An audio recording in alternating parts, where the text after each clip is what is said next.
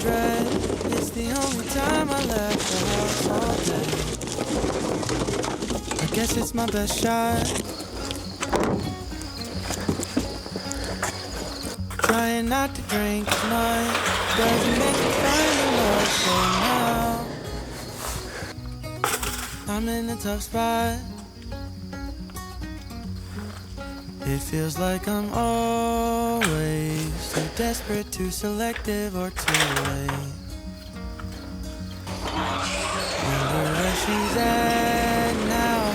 So far all my effort has gone to waste. My name is Focus the Discipline, and I sold my car to buy an e-bike. Yeah, no, I did. Long story short, I have this long-winded mission to take this bike and go down the entire East Coast Greenway from Massachusetts anyways, not from Maine. There's people that do it from Maine. I want to do it from Massachusetts down to Florida. But yeah, this is my 1,000-mile review. I wanted to give you guys my honest review. I'm not sponsored by Aventon. I just really enjoyed the bike, and we'll go from there.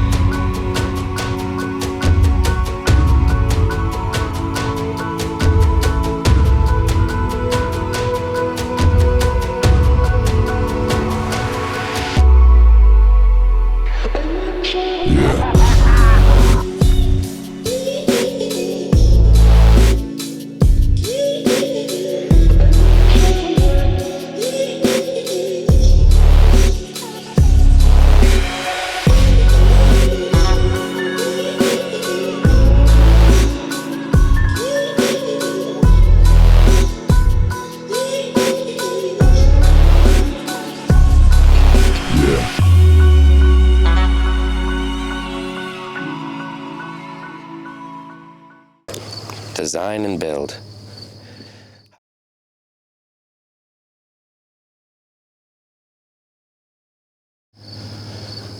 Honestly, it looks exactly what they delivered.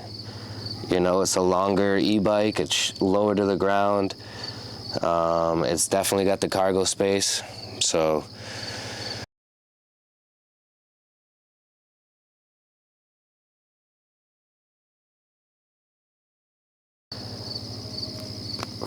honestly, everything seems pretty solid. I haven't had any issues. I haven't found any weak points. I've done my own, you know, overview on it. I can't say that I find any issues with it.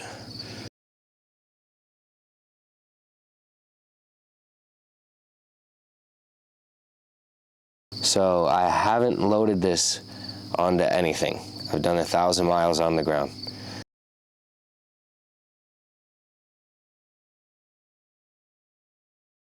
That's a good question.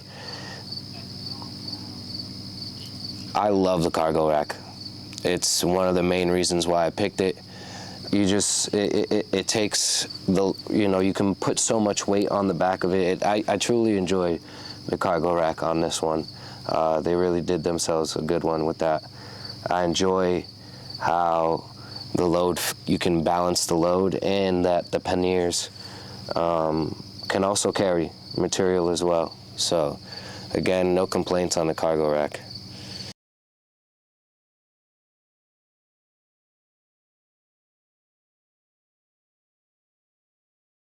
I enjoy it. Somebody online says that the handlebars don't shake. That's a load of crap. The handlebars do get a death wobble if you put any weight in the back of the cargo rack.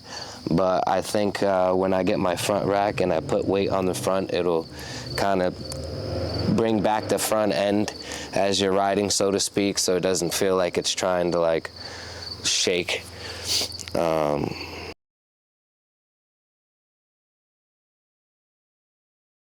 So far, I've had no problems. I've hit a couple of potholes with it, and it trudges through it. I really enjoy it. And I like the suspension seat post. I like the suspension in the front. I haven't really locked it out. I enjoy having the comfort on my front end. But yeah.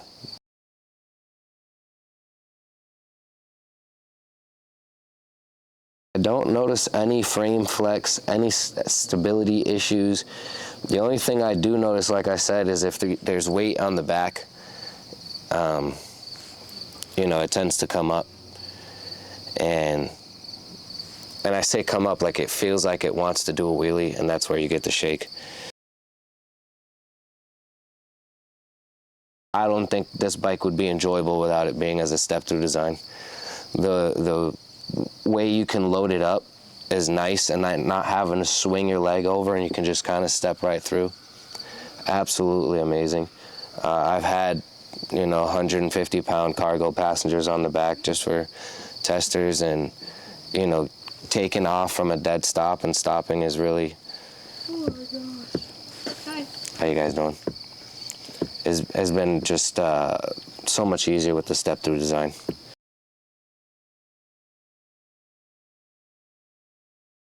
Stop and go is so smooth. There's no jitter, there's no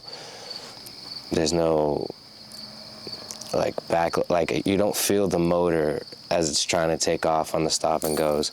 It handles traffic great, and as far as going up hills, like going up hills, no problem. I noticed that it is nerfed when you're going downhill. So what I mean by nerfed is like the thumb throttle it stops at 20 miles an hour. It won't let you thumb past 20, but you can pedal up to 25. But once you start pedaling at 25, that is also nerfed. So what I've noticed is if I'm trying to go over 25 miles an hour, I actually have to just go up, you know, go down to the lowest setting, and from there I can get, you know, reach speeds. Not that I recommend it. Reach speeds of over 25 miles an hour.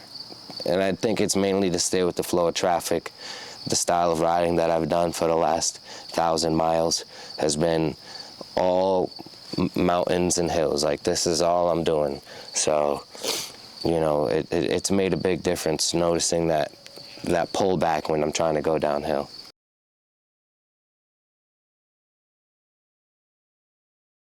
Real world battery and range review is I don't see it getting 60 miles.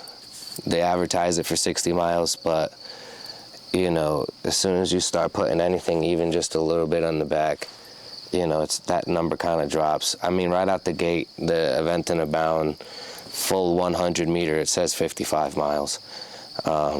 Maybe as I go throughout this journey that I have planned with this bike, I will see much more in-depth results. But right now I average about 20 miles a day.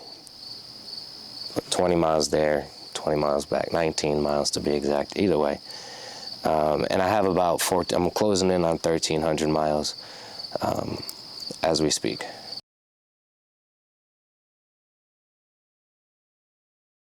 Yes, I carry an extra battery because, to be honest, the one battery just wasn't enough for me. I liked being able to have that second battery to just have 100% ready to go. And I did order a second charger. Maybe it's just my paranoia, but in case like cords or any of that fails, it just would be really good to have that second charger. Honestly, attaching the trailer was super easy. It was actually pretty sick. I didn't do a really good review of the trailer, but I ended up taking off one of the floorboards on the side, because the Aventon Abound LR comes with floorboards, which is very nice, especially when you have heavier stuff in the panniers. But I took the floorboard out and ended up off and used the bolt holes where you mount the trailer, or where you mount the floorboards there. So I didn't even have to really take the back wheel off or anything. It's just mounted where I would have a floorboard. So that was really cool, super convenient. And again, I barely notice a difference when I'm towing with it. It actually makes it a lot easier. Because instead of having cargo stacked high, I'm able to now split the cargo between the trailer and the bike. And again, I feel very little difference pulling any of that. It's more so going downhill, the trailer you know, you got to stay under like 20 miles an hour, 25, because that trailer will start to hop around. But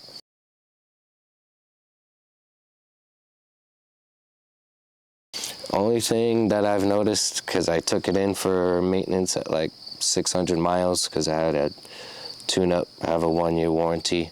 The back rim was kind of doing the spoke tingling, and then shifter cable wouldn't go lower than 3rd gear. But once I brought it there, they tightened it up, fixed all that. It's good now. I can go all the way down to 1st, and it's not like clickety-clackety on the derailleur.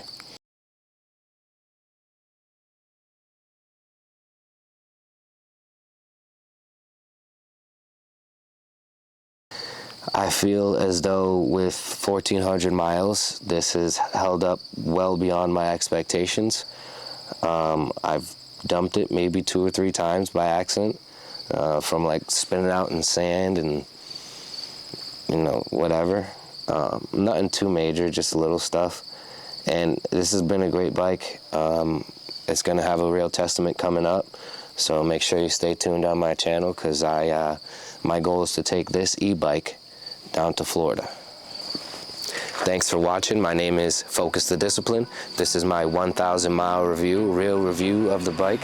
I've ridden through rain, I've ridden at night, I've ridden with traffic, I've ridden on bike trails, and I can honestly, I've ridden with a load and a trailer, and I can truly say I enjoy this bike. Make sure you stay tuned for what's coming more, what's coming next, and Aventon, holla at your boy. Let's talk.